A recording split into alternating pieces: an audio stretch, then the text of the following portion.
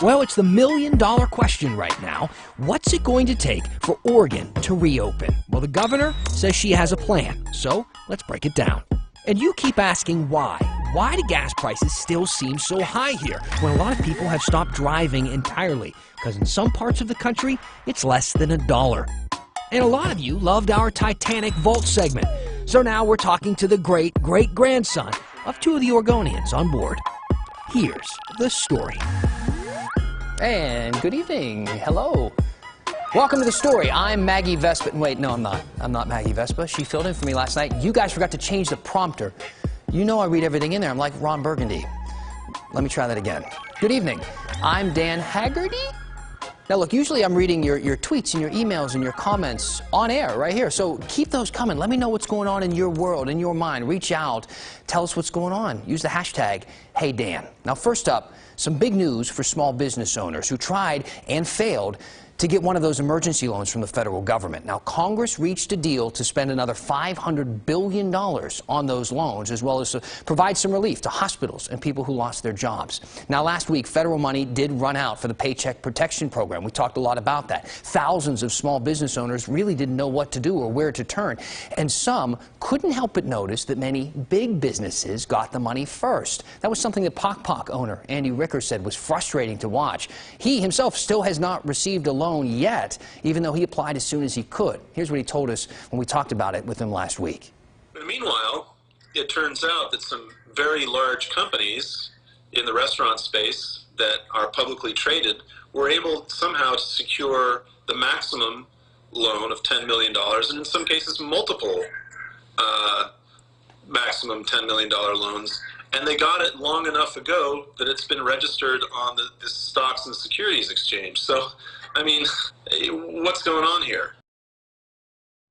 Now, the Senate passed the interim spending package this afternoon. The House is expected to vote Thursday, and the president said if the bill does pass, he will sign it into law. The bill will provide more than $320 billion in additional funds specifically for that Paycheck Protection Program. Now, you heard Andy Ricker's frustration about some pretty large companies that got loans intended to help small businesses. So how exactly did that happen? Well, a business qualified if it had less than 500 employees in a single location. And if you think about it, a lot of big companies, like restaurant chains specifically, do have less than 500 employees in a single store. One of those chains is Shake Shack. They got $10 million from the program, and that was again meant for small businesses. Shake Shack has 168 locations in the U.S. and a revenue in 2018 of $500 million. I wouldn't exactly classify them as a small business, and apparently they agree with me because Shake Shack returned the $10 million. The company's CEO says that they applied for the loan simply because they were eligible. They had no idea the money would run out so quickly. And while they could use that money, of course, they also have access to other funds that a lot of small businesses do not. By the way, if you are a fan of Shake Shack, it looks like they are coming to Portland. The Daily Journal of Commerce noticed that they filed site plans and drawings with the city for a location on 10th and Burnside. The city told us, we asked them, they said they haven't gotten a building permit application from them yet. But of course, we will keep you posted. Now, here's something that we think is worth your time about one of Portland's favorite establishments that just so happens to be right across the street from where that Shake Shack might be. PBS NewsHour aired a segment about how Powells is doing right now during this pandemic. Of course, you remember they had to lay off a bunch of people when they first closed their doors, but now things are starting to look a little brighter. After Powell's shut down, a surge in online orders caused it to reopen its web business, at least for now. I asked owner Emily Powell about that. Do you think there was a surge in your online business because people wanted to step up for Powell's and order something from Powell's to keep you going? I'd certainly like to think so. I also think, books are a special product in this time. They provide some comfort, they provide some knowledge, they provide some escape. We've shipped a lot of workbooks for kids who are stuck at home without their usual school environment. We're shipping a lot of classic literature. People need some way to divert themselves from what's happening outside their houses right now. So we grabbed a little bit of it for you there. If you'd like to check out the rest, you can watch it on the PBS NewsHour's YouTube page. Also, head to Powell's website and order some books. Help you get through this lockdown. Read a little something. Right now,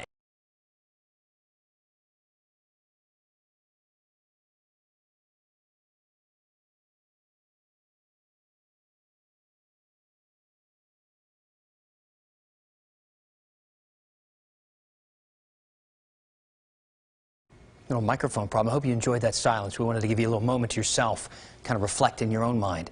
I think we're back. Check one, check two. All right, so we've been talking a lot about mail-in voting here on this story.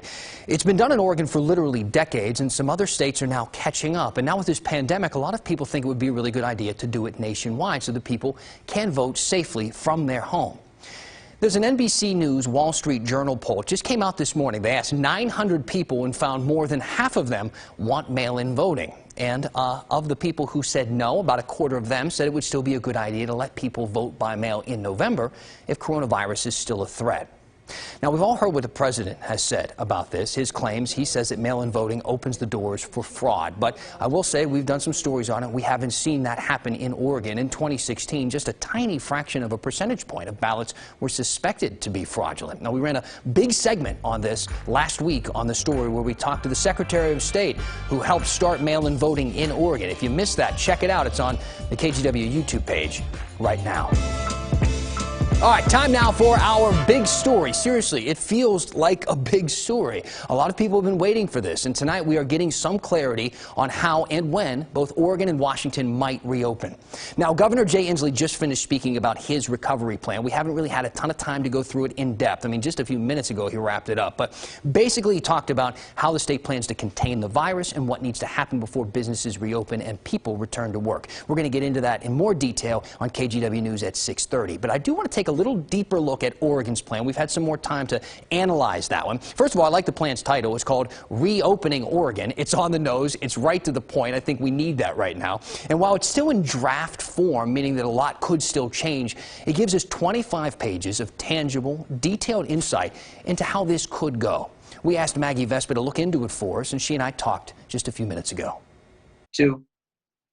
Okay, Maggie, this is huge. Big question, though. When are we talking? When is this going to happen, really? Yeah, we're getting that question from so many people for obvious reasons. And what we're hearing from experts right now reportedly is late May is when this could start. And, you know, that could change. Two things to kind of keep in mind. Number one, that could change based on testing capacity and infection rates. And number two, this isn't going to be an instantaneous thing. It's going to be a 3-phase process, each phase being, we're told, approximately 2 weeks at least. So this will take a while once it starts, but we're told it could start in late May.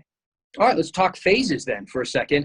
What would be phase one? All right, so phase one, the initial phase, right? So basically at that point, phase one calls for the medically vulnerable to stay at home. Everyone who can would keep working from home, and social gatherings would be capped at 10 people.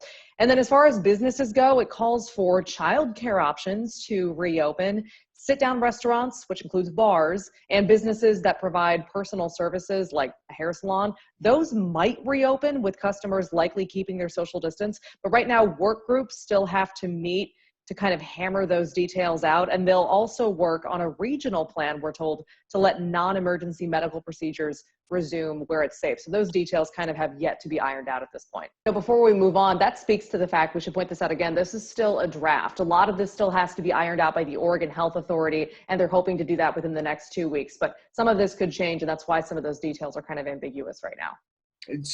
As we can still discuss kind of what this draft says as far as phase 2 and 3, where do we go following what they imagine phase 1 would look like? Yeah, so assuming that we're in phase 1 for at least 2 weeks and infection rates don't spike, at that point then we move on to phase 2. And under phase 2, gatherings would increase to crowds of 50, non-essential travel could resume, and schools and gyms would open with physical distancing.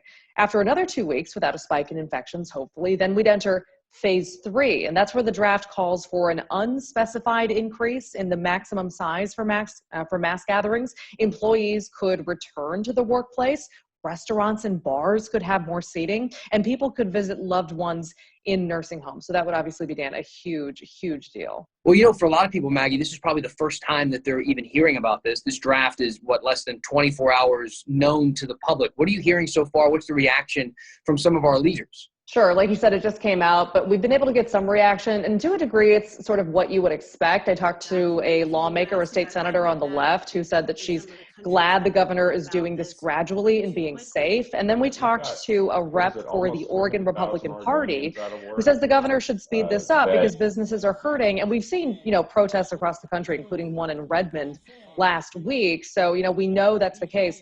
Someone else we wanted to hear from, though, and we kind of weren't sure what she was going to say, was the Multnomah County Health Officer, Dr. Jennifer Vines. And that's because the governor says in this plan, in this draft, that she wants to hear from those county health officers across the state, and in some cases wants to get a written request from them to reopen in their county, and then also assurances in that request that they have enough hospital capacity, they have enough testing capacity, and they have enough personal protective equipment for their first responders. So we asked Dr. Jennifer Vines about kind of her role in that and if she thinks Multnomah County might be ready soon. And here's what she had to say. I honestly don't have a timeline. I wish I did. I know everybody wants one.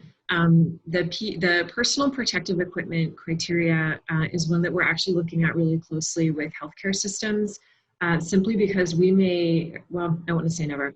It may be a while before we are back to normal as far as supply chains for all the personal protective equipment. I think given the global demand and given what we've learned about global supply chains. So I think there's some conversation about what constitutes an adequate and reliable supply.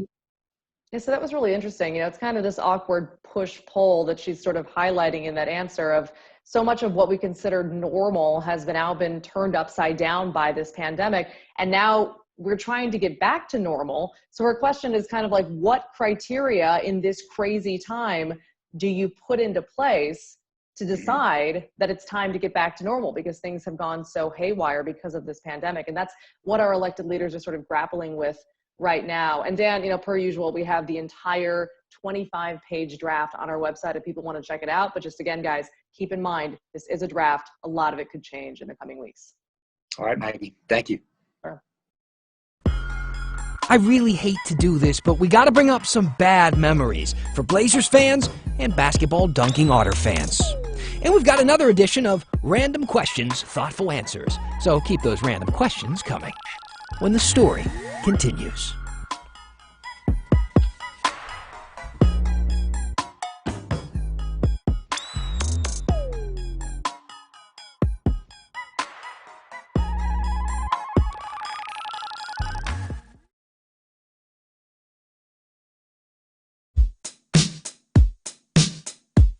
Hi, my name is Tiana, and I am a senior at Roosevelt High School.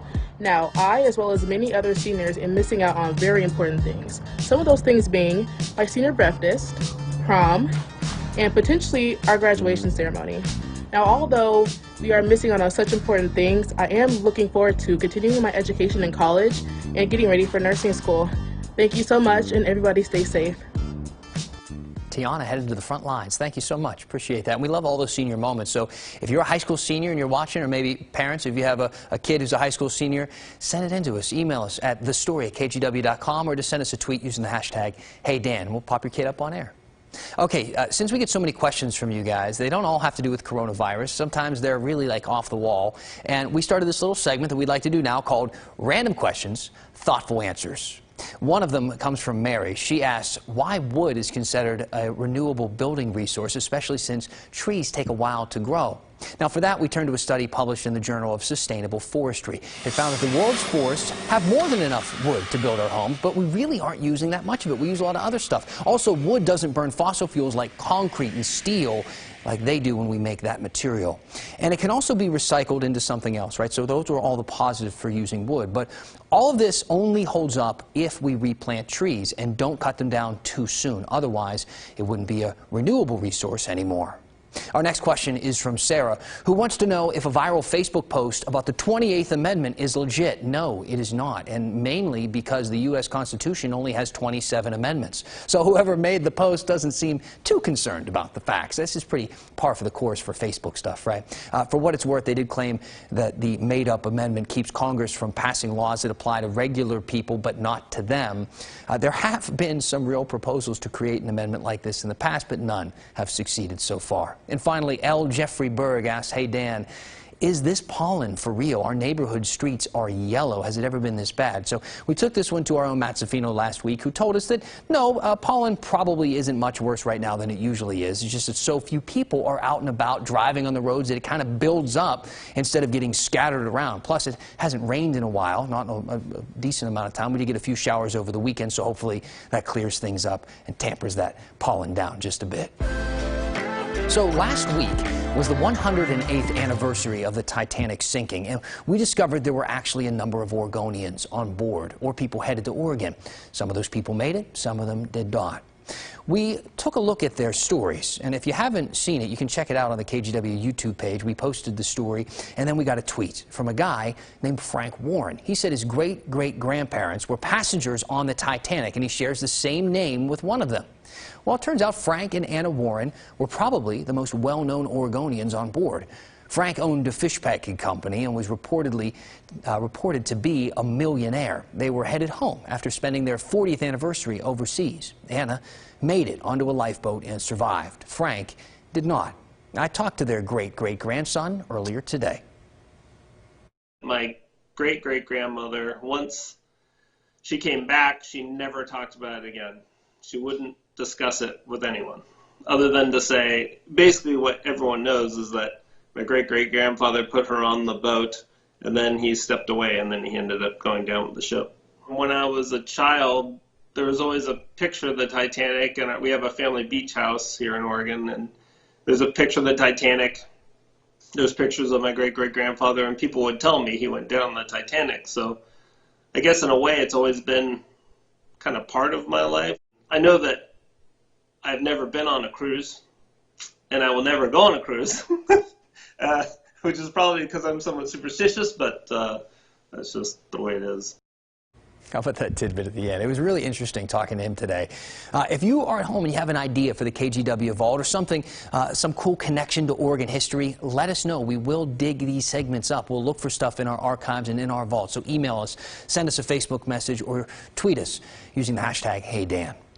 Hey, do you guys remember Eddie the otter at the Oregon Zoo? I'm sure you do. He became one of Portland's really most famous residents back in 2013 for dunking like Dame. Zookeepers taught him to play basketball to keep his elbows flexible because he had arthritis. And whatever they were doing worked because he lived to be almost 21 years old. He was one of the oldest sea otters in the world. Sadly, Eddie passed away a couple years ago in 2018. But not everyone knew that, apparently, and some people have been a little confused. It's because this popped up on people's Twitter feeds last night. Now, Twitter puts together trending stories that are typically new, but this one was a few years old. I don't know how it popped up in there, but lots of people, and I mean lots of people, started tweeting, "Rest in peace to Eddie. Why would they take an amazing otter from us? No, Eddie, no." Some people also saying, "Oh, 2020, just when you thought it couldn't get any worse, now Eddie's gone." Well, we hate to break it to you, but Eddie's been gone for a few years now. We assume most of the people who are tweeting like that live outside of Portland, but look, we love Eddie too, so keep tweeting about him. Why not? Maybe do the hashtag HeyDan along with it. Wow, that is a terrible, shameless plug. I'm sorry about that. And hey, if you're missing the Oregon Zoo right now, you can still visit them online. They're doing this thing called Oregon Zoo Live with different animals and trainers a few times a week. More than 1 million people have watched this so far, and it's a good thing, a really good thing to watch with your kids. Now, while we're on the topic of basketball and bad memories, you could say, last night on the story we talked about how Blazers fans had to relive the pain of the team passing on Michael Jordan for a guy named Sam Bowie, who spent most of his time hurt. It was part of ESPN's 10-part documentary on Jordan's career. 10 parts, that's how you know you have a pretty good career. Well, just to really kind of twist that knife a little bit, we thought we would maybe remind you that the Blazers also passed up on another pretty big star named Kevin Durant. Yep. That happened in 2007 when the Blazers had the #1 draft pick. They chose Greg Oden with that, who's by no means a bad player, very good player, and definitely was probably picked to be the #1 pick by most teams that year if they had the choice. He just got hurt a lot once he became a pro. He was out for a really long time. Now, Durant hasn't let the Blazers forget about this. In 2018, when he was picked first for LeBron James' team in the All-Star game, he said, "Well, finally, someone picked me #1. The Blazers responded by saying, "Our bad. It's okay to relive a couple of bad memories, right? The Blazers have had some great success, more to come in the future. Plus, we have Dame."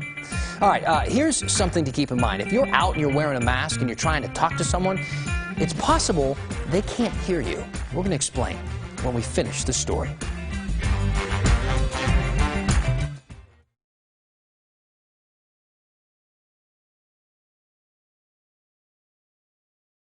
So we're all being told to wear masks when we go out, like to the grocery store and stuff like that. And don't get me wrong, it's a great thing. We're all trying to protect other people from, spreading the coronavirus to them. But we found out that masks can actually create kind of a problem for some, a big one, like deaf people who rely on reading lips. Catherine Cook met a Trader Joe's clerk who's getting some help with that. I'm a very positive person, and I always love to show myself the way I am as a deaf man in Washington State. We met Matthew Simmons with help from interpreter Emily Sizemore. Matthew's a teacher's aide at the Washington School for the Deaf. He also works part-time at Trader Joe's in Vancouver.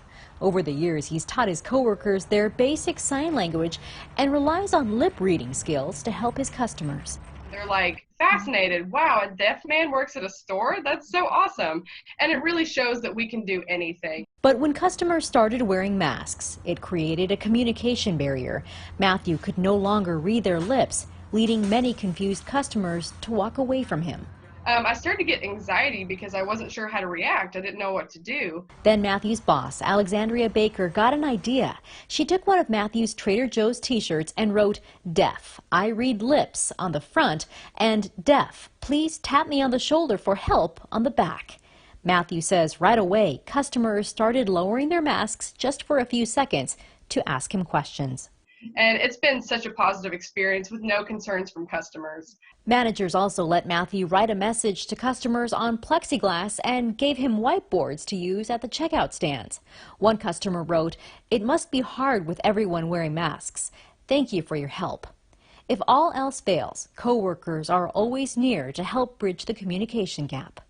You know, they're always there for me because they don't see me as just deaf. They see me as a great friend, a great coworker, someone to really connect with, because we are a team. And actually, not just a team, we're a family, truthfully. We are a family at Trader Joe's, and that's very important in my heart. Matthew expressed his appreciation in this now viral Facebook post.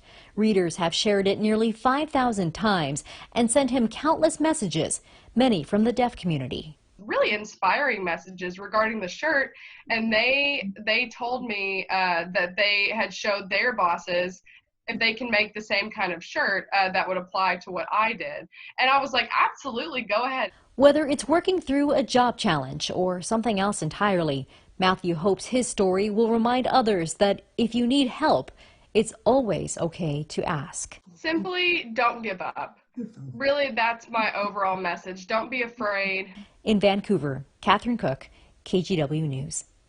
First of all, I would have never thought about that every time I put a mask on. That's pretty amazing story. Second of all, how difficult is it to read lips? That has to be so difficult. Unbelievable story. Great job, Catherine. Hey, you might have noticed that we had some technical craziness, technical glitches going on during the show. We promised to tell you about this gas price story off the top that we never ended up getting to. But hey, I already wrote it and everything. It's done. So we'll just do it for you tomorrow and give you a reason to stick around for that. We got a couple of comments here. Jacob on Twitter saying, "Hey, Dan, it looks like you're wearing another shirt with a stain on it," because I got a tie. Last time I wore a tie was to cover up a stain. No, I just like this tie. I was feeling very tie-y today.